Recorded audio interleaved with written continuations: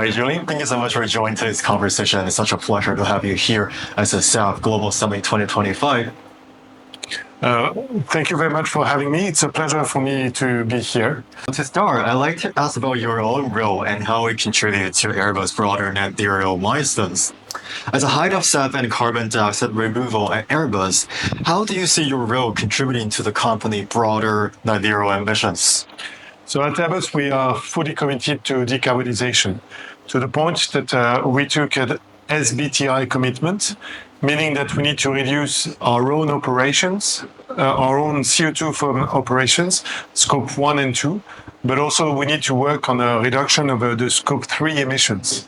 And the scope 3 emissions of Airbus are not only the emissions upstream, but more importantly, the emission downstream, meaning the emissions of our sold products. So the emissions of the aircraft when they fly. So my team plays a very important role in that regard. First and foremost, when it comes to SAF for our own operations, we fly aircraft, we fly the belugas, and we are slowly but surely increasing the amount of SAF that we're burning in our own operations. We also use SAF for flight test, and that's how we bring the CO2 emissions down for our scope 1 emissions. And on scope 3, we work a lot on our business travel because we understand that it's by showing and leading by example on our business travel that we can show that there is voluntary demand for SAF. So that's another contribution to scope 3. But more importantly, our contribution to scope 3 SAF consumption is by making sure that we act as a catalyst. So we work with regulators, we work with airlines, and we work with producers to help them progress in their SAF journey. Yes. Airbus has committed that all of their aircraft will be capable of flying with up to 100% SAF by 2030. So what are the key milestones and technical considerations to get there?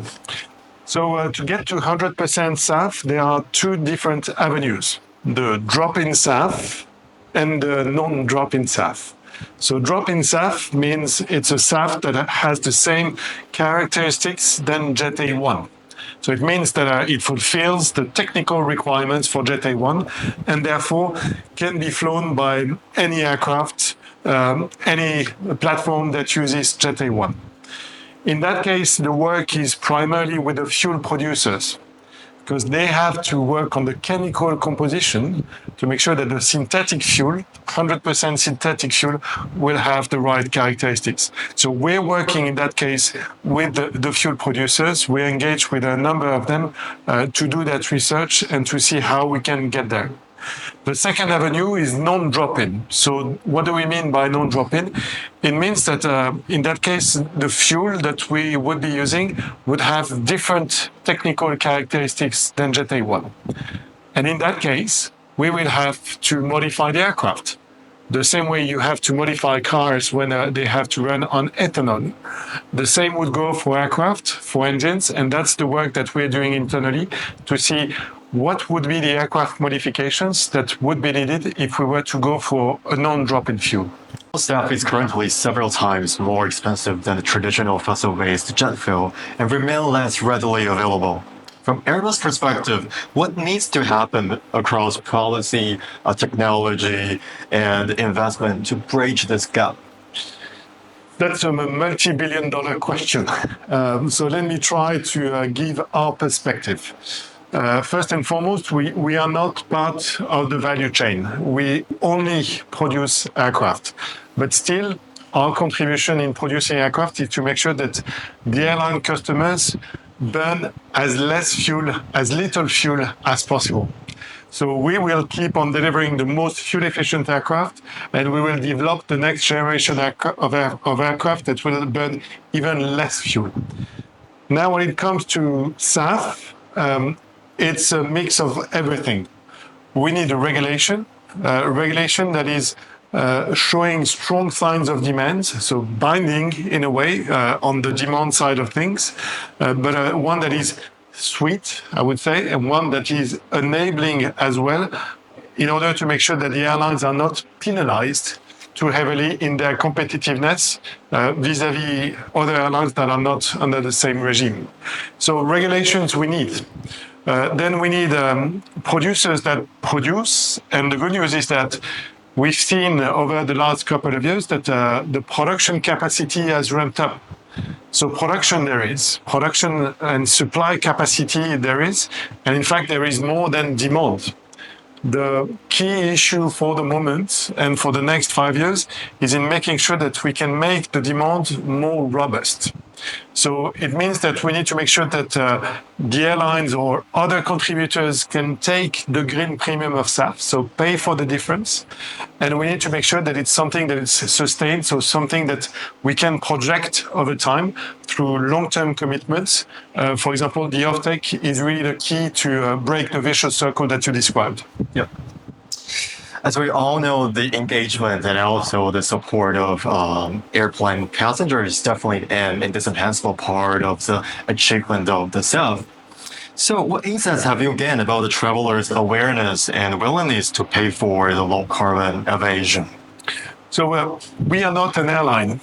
Still, we spent a lot of time talking with them about this topic, and in particular when it comes to our own business travel. And what I can share is what we've witnessed internally. And you would be surprised that even at Airbus, the knowledge on SAF was pretty low. And the difference between SAF and offset, for example, is not always obvious for our colleagues.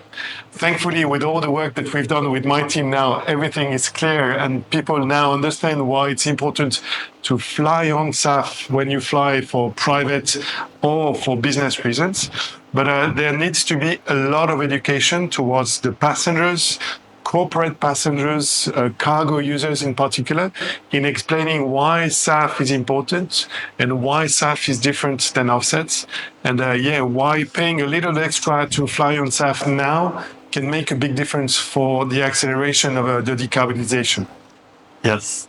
So last question for you, Julien. Looking beyond SAF, Airbus is also actively engaged in hydrogen aircraft development and the carbon dioxide removal. So how do you see the SAF interacting with these other technologies on the pathway to net zero aviation? So yes, we are very much engaged on hydrogen to the point that we're working on an aircraft that will be powered by hydrogen. It's a huge technological challenge, but we're confident we can make it work. It's a matter of time. But what hydrogen and SAF have in common is the ecosystem. So for hydrogen to be affordable, we need plenty of demand, plenty of supply. And once hydrogen is affordable, then because hydrogen is a feedstock for SAF, we can have access to cheaper SAF, the one that is made with hydrogen. So hydrogen and SAF, they work in parallel because we need both to decarbonize aviation. And then come CDR, carbon dioxide removal, because there will be residual emissions from the sector. You know, the hierarchy is very clear. We should avoid emitting. So that's why burning less fuel is so important. Then we should reduce our emissions. And using SAF or hydrogen is contributing to reduce our emissions. But still, and that's the law of physics, there will be residual emissions. So those residual emissions we need to address through CDRs, and the problem, or the challenge, I should say, of CDRs is exactly the same than that of hydrogen and SAF. We need to start now because technology needs time to mature, the market needs time to mature, so you need to activate demand, supply, and regulation from that perspective is an enabler. Yes. Julien, thank you so much for sharing all of those incredibly valuable insights. And I think it's really clear that scaling SAF, advancing hydrogen, or even developing the carbon dioxide removal solutions will all require a combination of innovation, investment, and strong partnership across different sectors. I think Airbus is already pushing the boundaries. So very much look forward to the filing process and impact that Airbus will have on the industry. And thank you so much for joining our discussion today. And you can count on our commitment. Thank you very much. Thank you so much. Thank you.